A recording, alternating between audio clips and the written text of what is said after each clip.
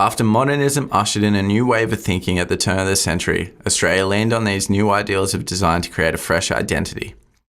Max Dupayne's photography was at the forefront of this movement. His photography helped manufacture an image of Australia that was healthy, virile and strong, which he mirrored in his architectural work. However, a few decades on and the landscape of art and photography was quite different. Diane Arbus photographed life around her as it was. Her work was raw, vulnerable and nothing like Max Dupayne's modernist photography from the 20th century. The 1920s and the 1930s in Australia was characterised by change. The nation had just made its way through a world war, then the Great Depression in the 1920s led to political and economic unrest, rising tensions about the potential of another world war. Australia was a country craving a fresh identity, one that Europe and America had already started to build towards. Architects, designers and artists of other mediums turned to modernism to try to give Australia this new identity it was searching for. Max Dupayne was born on the 22nd of April 1911 in Ashfield, Sydney, and was an only child of George and Thomasine Dupayne. His father founded the Dupayne Institution of Physical Education, which could have had an impression on Max's beliefs around the human body and the modernist photography style. In 1928, he joined the Photography Society of New South Wales, and his early works consisted of soft-focus pictorial style photography. In 1934, amidst Australia recovering from a Great Depression, Dupayne opened a studio in a darkroom in Sydney and employed Olive Cotton as his assistant. They were then married in 1939. By the end of the 1930s, Dupayne was considered Australia's leading modernist photographer, with his work revolving around contemporary life in Australia. Dupayne experimented with many distinctive styles of photography, such as photomontage, solarization, and double exposures, which eventually led him to develop a distinctive style characterized by his use of light. Moving out of the 1920s, as pictorialism became old-fashioned, his style became very modernist, straightforward, and the form of the photo reflected the subject matter. He moved past pictorial soft-focus photography, and his technical abilities on the camera were displayed as he focused on new architecture and modern life. His son Rex Dupayne quoted for an interview with Moss Green.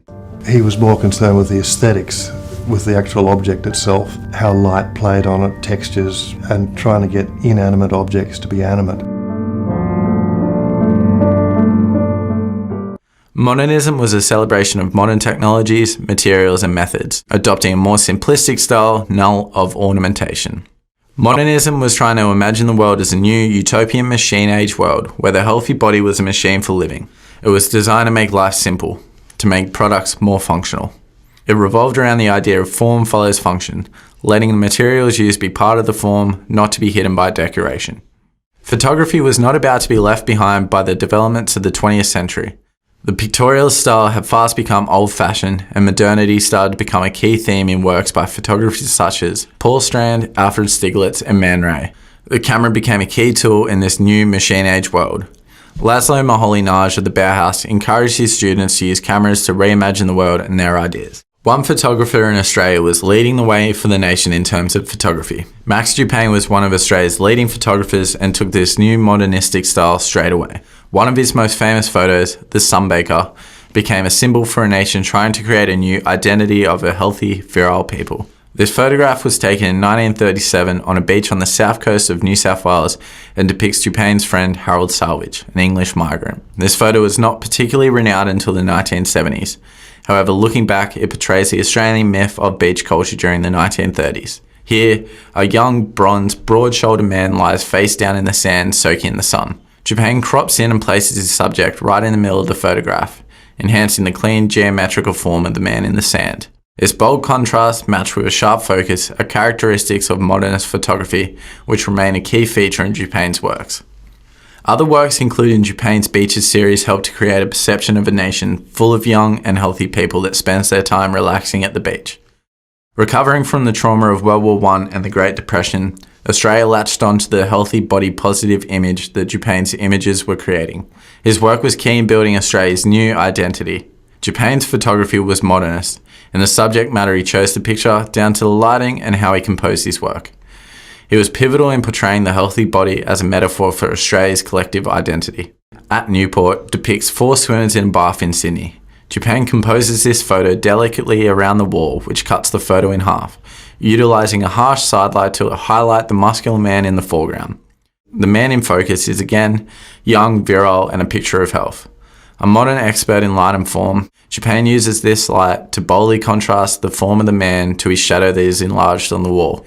The photograph also displays 4 other people out in the sun and all engaging in physical activity.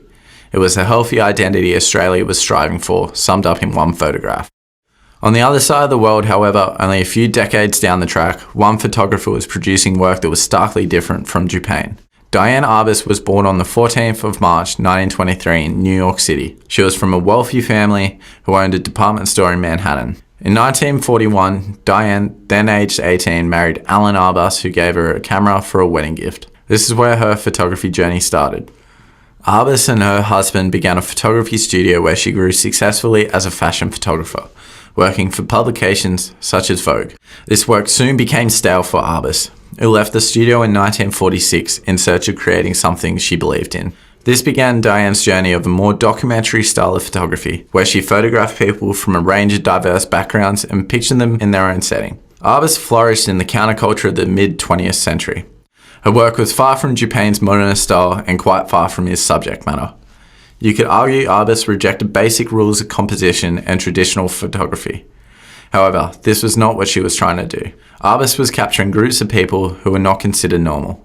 Much like her photography, these people were not society's traditional view of beauty. Unlike Japan, Arbus was not trying to create an image of strength or health. She was trying to capture humanity's vulnerability. A man with hair curlers slightly off-center stares straight down the lens of the camera. This high-contrast black and white portrait captures the man in an unguarded state, with a cigarette at the end of the day.